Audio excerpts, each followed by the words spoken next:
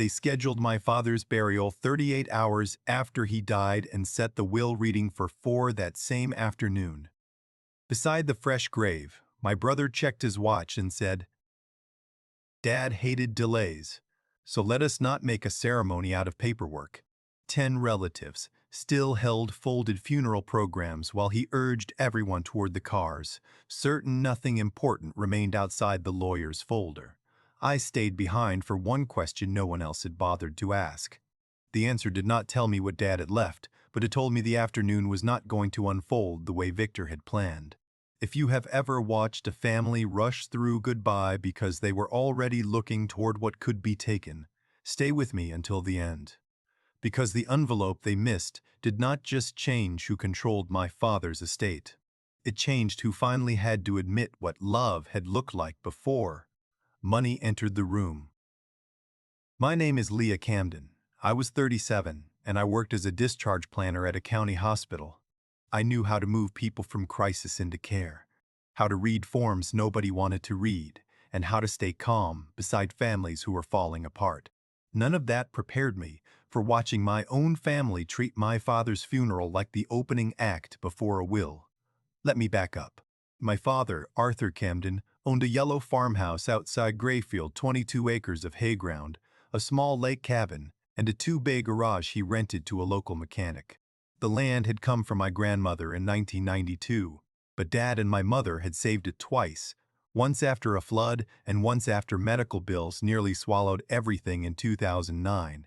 To outsiders, it was property. To Dad, it was proof that ordinary promises could survive if people kept showing up for them. My mother died when I was 24. After that, Dad became careful in a way that looked like stubbornness to people who did not know him. He labeled boxes, paid taxes early, kept a notebook for every repair, and wrote burial instructions in a blue pen because he said grief made families forget practical things. He used to say, "When people are sad, Leah, paper is not cold. Paper is a handrail." That sentence became one of the reasons he trusted documents more than announcements. My older brother, Victor, hated that about him. Victor was 42, a dealership finance manager, and he believed confidence was a substitute for preparation. He had moved 90 minutes away after college and returned for holidays, big repairs, and any conversation that involved future value. He liked to stand on the porch and say the farmhouse needed modernization, as if our childhood had been an outdated feature. My younger sister, Marin, was 31 and easier to hurt. She had lived with Dad for 2 years after a divorce, then moved into a small apartment in town. She loved him, but she feared conflict the way some people fear weather. Victor knew that. His wife Tessa knew it too. They often spoke to Marin first because she would cry before she would refuse. Dad made his estate plan in 2018 after a heart procedure left him weak for most of the summer. He met with an attorney named Mr. Bell and created the Camden Family Trust. The farmhouse, acreage, garage, and cabin were transferred into the trust by recorded deed. His will poured remaining personal property into that trust and named me successor trustee. Victor and Marin were beneficiaries, but the property could not be sold, mortgaged, divided, or listed for 18 months after Dad's death, unless I agreed in writing and Mr. Bell certified notice to everyone. Dad also signed a funeral pre-arrangement file with Hill and Warren Funeral Home. He chose a simple casket, a burial beside my mother, one hymn, and a waiting period of at least 4 days before burial unless weather or law required otherwise. In that file, he placed a sealed envelope to be released only to me or Mr. Bell after his death. I knew the envelope existed because Dad told me once during a rainstorm, but I did not know what was inside. He kept my role quiet for 2 reasons. First, he did not want Victor turning every visit into a negotiation. Second, he wanted Marin to be able to grieve without being used as a witness against me. Dad was not naive about us. He knew Victor wanted the house sold, Marin wanted peace, and I wanted the land kept steady until grief stopped making everyone act like emergency was truth. The funeral file was not an abstract detail to him.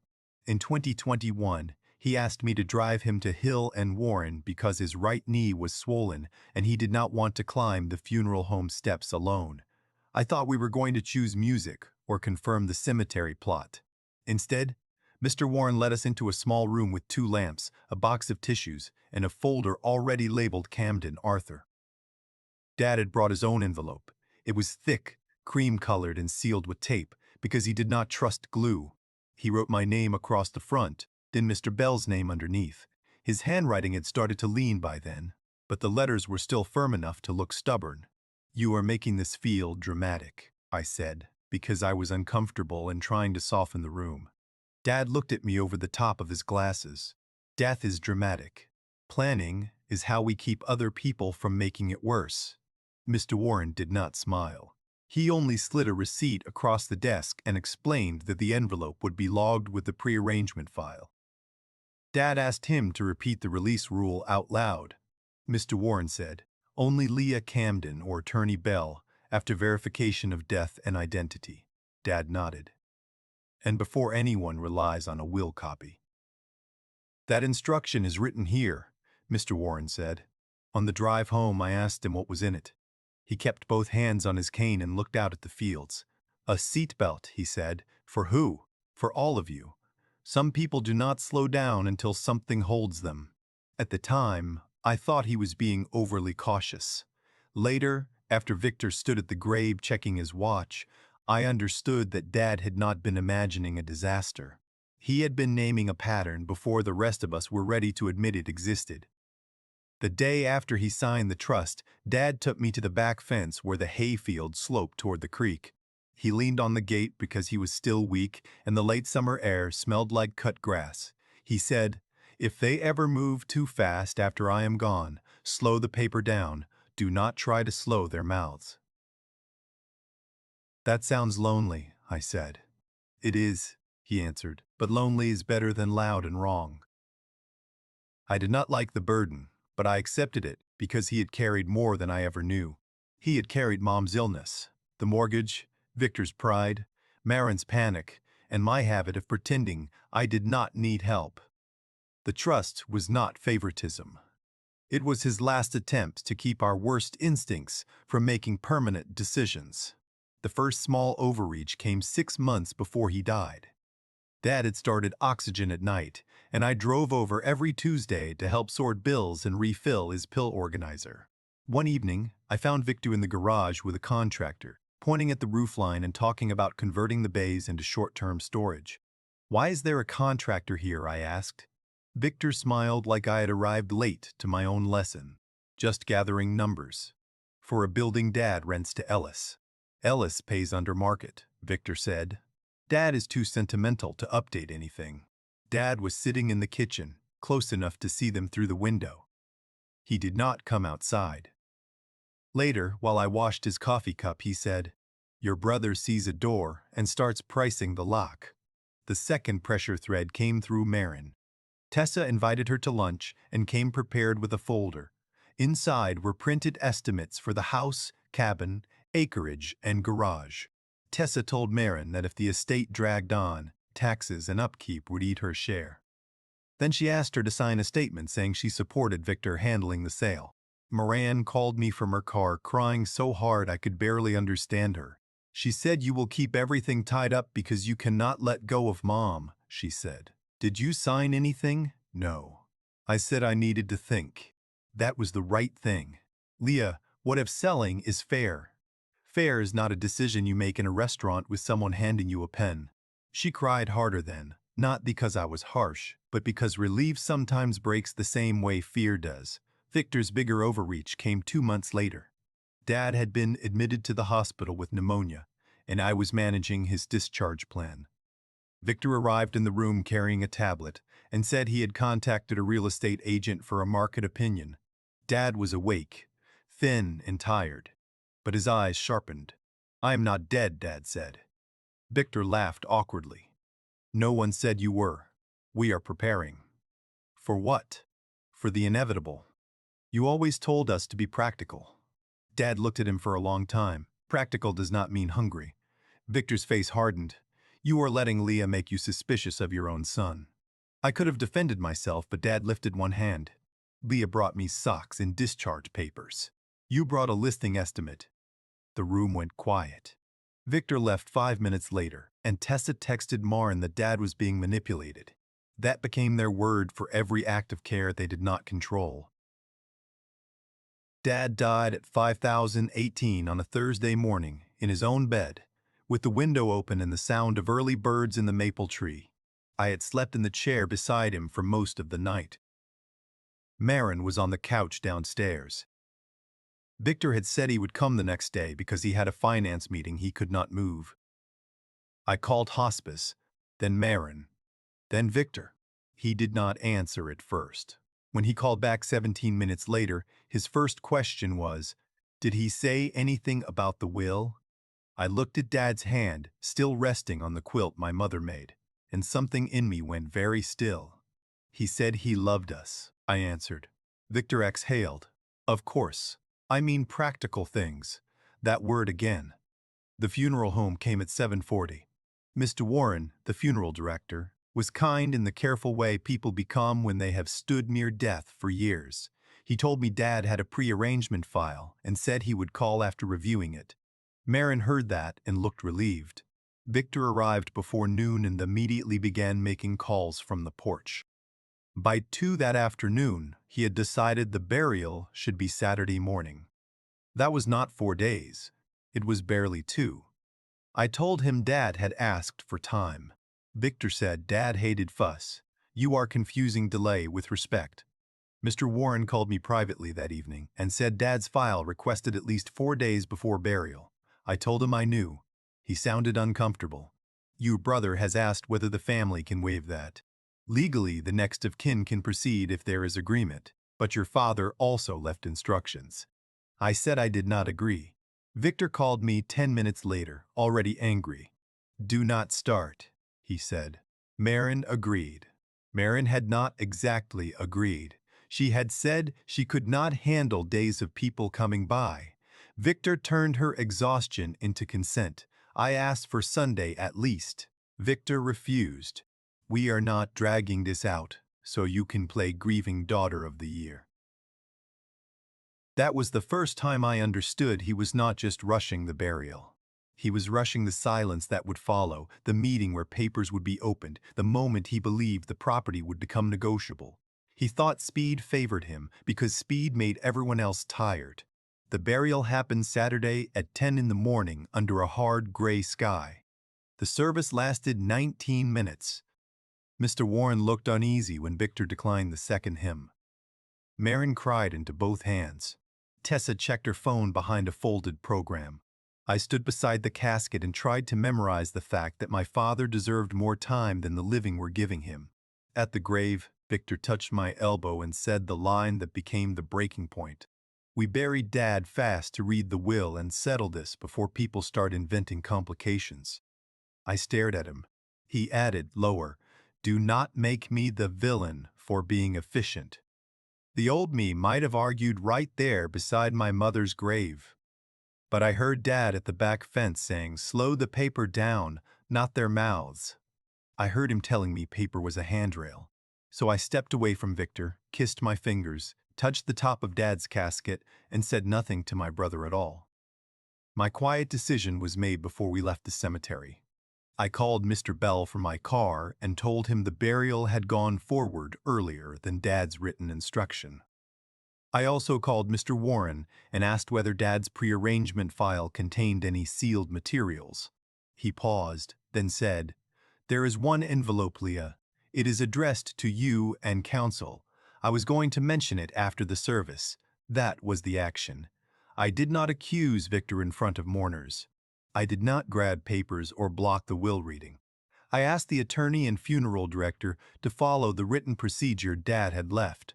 Mr. Bell told me to attend the 4 p.m. meeting, say as little as possible, and let him request the envelope formally before any estate decisions were discussed.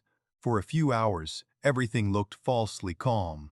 We went back to Dad's house, where neighbors had left casseroles and coffee. Victor moved through the kitchen like he already owned the floorboards. He told Tessa to gather utility bills. He told Marin to start a list of furniture she wanted. He told me the attorney would clear up the control question. Then the complications surfaced. Ellis, the mechanic who rented the garage, came to the porch carrying a rent envelope and said a man had called him claiming the lease would be terminated within 30 days. Victor said he was only preparing Ellis for transition. Ellis looked at me and said, "Arthur told me any change would come in writing from you." Victor turned slowly. From her, I took the rent envelope and gave Ellis a receipt from Dad's notebook. "No change today," I said. Victor's face went red, but the house was full of neighbors, so he swallowed whatever he wanted to say. That was the first crack in his certainty. At 4 p.m., we sat in Mr. Bell's conference room. Victor took the chair nearest the head of the table. Tessa sat beside him with a notebook. Marin sat next to me, pale and exhausted. Mr. Warren arrived carrying a flat brown envelope sealed with tape and Dad's handwriting across the front. Via Camden and Attorney Bell, to be opened before reliance on any will copy. Victor stared at it. "What is that?" Mr. Bell said. "Part of your father's funeral prearrangement file." "We are here for the will," Victor said. "This concerns the will." Mr. Bell documented the seal, opened the envelope, and removed 3 items. The first was a signed letter from Dad. The second was a trust certification dated June 12, 2018. The third was a codicil dated March 3rd of the previous year, witnessed by 2 staff members at Mr. Bell's office and notarized. Victor leaned back. "A codicil now?" Mr. Bell looked at him. "Yes." Then he read the letter first, because Dad had instructed him to. Dad wrote that he had chosen a waiting period before burial because he wanted grief to have room before paperwork. He wrote that anyone who rushed his burial for convenience should ask themselves whether they were honoring him or clearing a schedule. Marin began crying again. Victor sat perfectly still. Then Mr. Bell read the codicil.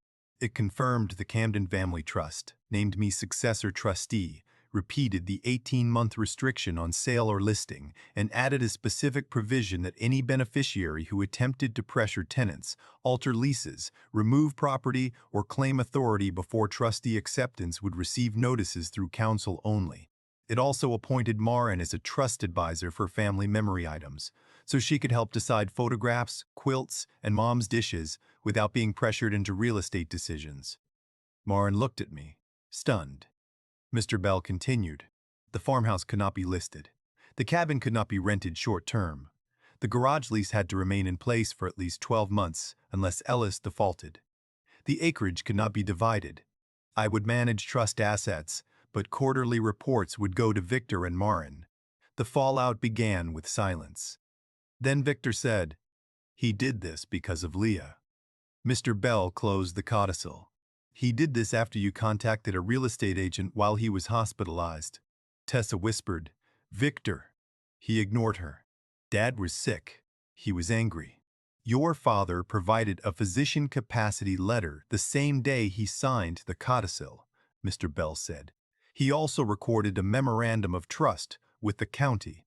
Marin wiped her face. "He gave me memory items."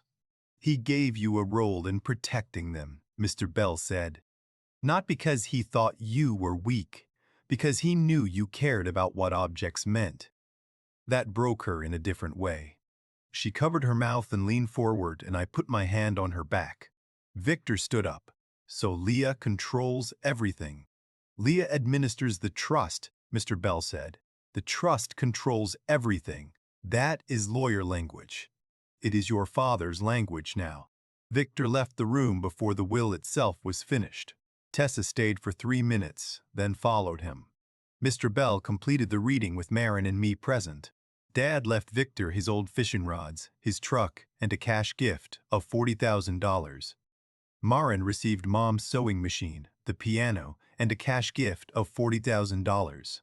I received Dad's journals, the responsibility of the trust, and no larger cash gift than either of them. That mattered. Dad had not rewarded me with more money. He had left me the harder job. Mr. Bell did not let anyone leave with uncertainty about the next steps. He prepared a trustee acceptance for me to sign, then read it out loud before I touched the pen. It said I accepted the duty to administer the trust, preserve the real property, keep records, communicate with beneficiaries, and avoid using the trust for personal revenge. That last part was not written in exactly those words, but I heard it anyway.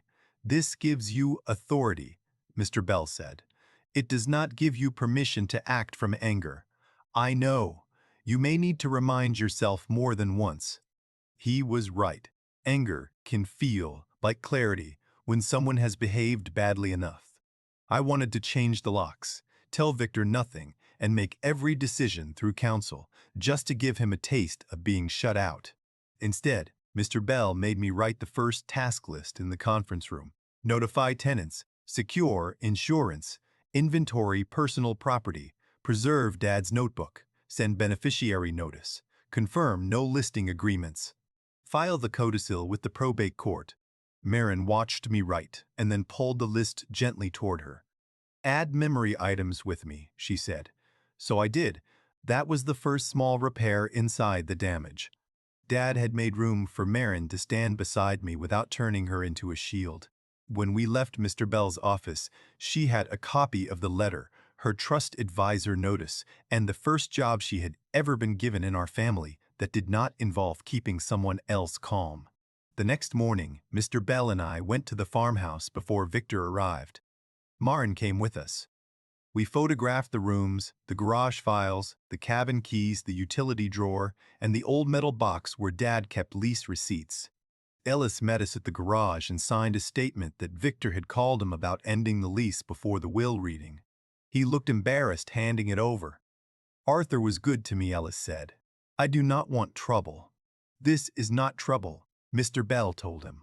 This is a record. That distinction mattered. Records did not accuse.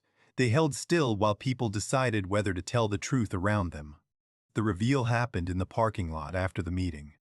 Marin asked if she could sit in my car because she did not want Tessa to see her crying. We sat with the heater on, even though it was not cold, because sometimes sound helps fill a silence. She said, "Did you know about the envelope?" I knew there was an envelope. I did not know what was inside. Did you know he gave me a role? No. Victor made it sound like I had to choose between you and fairness. Dad knew that. That is why he separated memory things from property decisions. Marin looked down at her hands. I almost signed Tessa's statement, but you did not. Because you said fair is not a pen in a restaurant. I smiled a little, though my face felt tired. That sounds like something I would say when I am scared. She turned toward me. Were you scared today? Yes. You did not look scared. Dad taught me to hold the handrail. Moran cried again then, but softly. I miss him. Me too. That was the first honest moment of the day, and it did not happen at the grave or the table where Victor wanted answers. It happened in a parked car with two sisters finally allowed to grieve without being turned into votes. The turn came the next morning. Victor called another family meeting at Dad's house without inviting Mr. Bell. He wanted Marin to agree that the trust restrictions were excessive and that we should all sign a statement supporting an immediate sale once the court opened the estate. Tessa had printed a draft. Aunt Caroline, Dad's cousin, was there too, along with two neighbors who had loved Dad enough to be uncomfortable in the room. Marin called me from the bathroom before I arrived. He is doing it again, she whispered. Do you want me to come? Yes. But I want to say something before you get here. When I walked into the kitchen 12 minutes later, Marin was standing at the island with Dad's letter in her hand. Her voice shook, but she did not sit down. Victor, you use my grief to rush the funeral, she said. You use my fear to make me almost sign things. Dad saw that coming, and I am not going to help you prove him right again. Victor looked wounded, which was easier for him than looking guilty. I was trying to protect our share. Marin shook her head. No, you were trying to get control before anyone rested enough to think. Tessa said, that is unfair. Aunt Caroline, who had been silent until then, folded her hands on the table and said, what was unfair was burying Arthur like the will had an appointment. The room went still. Victor looked at the floor. For the first time since Dad died, he did not answer immediately. The next 60 days were plain, difficult, and necessary. Mr. Bell filed the will and codicil with the probate court, recorded my trustee acceptance, and sent formal notice to every beneficiary. I opened a trust account, deposited the garage rent, paid the property taxes, and sent Victor and Maren the first accounting. Ellis kept the garage lease. The cabin stayed closed. Dad's house remained quiet except for repairs and the slow work of sorting what mattered. The cabin became the next test. Tess's cousin had posted pictures of it online with a caption about summer availability, using old photos from a family picnic. Maren found the post before I did and sent it to Mr. Bell without asking me to handle it for her. That mattered. 2 months earlier, she would have panicked and called Victor first. This time she wrote, "This is not authorized under Dad's codicil. Please preserve it." Mr. Bell sent a notice the same afternoon. The post disappeared within an hour. Victor texted me one line. It was just a misunderstanding. I wrote back, "The trust file has been updated." Then I put the phone face down and helped Maren label a box of Mom's Christmas ornaments. Maren held up a chipped glass angel and said, "I used to think being peaceful meant not making records. What do you think now?" "I think records keep people from calling your peace permission." That sounded so much like Dad that I had to sit down for a second. We added the ornament list to the trust file, not because ornaments were valuable, but because Dad had taught us that care becomes stronger when it can be seen clearly. Victor hired an attorney, but the challenge never became a lawsuit. The capacity letter, notarized codicil, trust deed, and funeral file made the timeline clear. His attorney advised him that contesting would cost more than it could gain and might suspend his distribution under the trust terms. Victor called me after that, angry and tired. "So I am supposed to just accept being treated like a threat?" "You acted like one," I said. He breathed hard into the phone. "I was trying to keep us from losing money. Dad was trying to keep us from losing ourselves." He hung up. I thought that would be the end of the conversation for months. It was not. 2 weeks later, Victor came to the farmhouse alone. He stood on the porch with Dad's fishing rods in his hand because he had picked them up from Mr. Bell's office.